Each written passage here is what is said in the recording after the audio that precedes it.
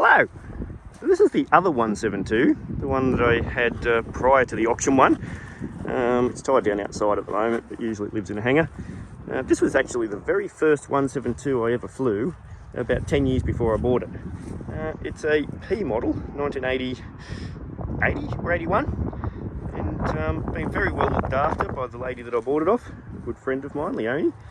And it's become quite important to the fleet as our initial trainer, but I've decided it's come time for an avionics upgrade. So I thought I would talk you through the process of what we're going to do.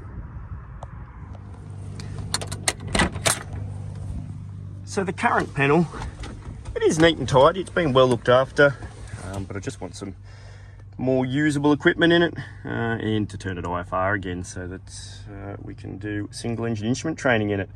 So what's going to happen is we're going to replace this stack here with a nice new Garmin selector panel, a 650 TXI, the nice new touchscreen ones, and the 225 flip-flop comm. And the only thing that'll get replay or remain from what's currently in here is the transponder, because that's practically new and gives it currently ADS-B outage.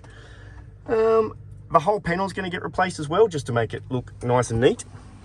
The AH is going to stay as a steam one at the moment, but Cobb, our avionics man, he has already wired up the looms to put a 275 in there instead. So the little round one that looks like an AH that's steam, except it's actually digital.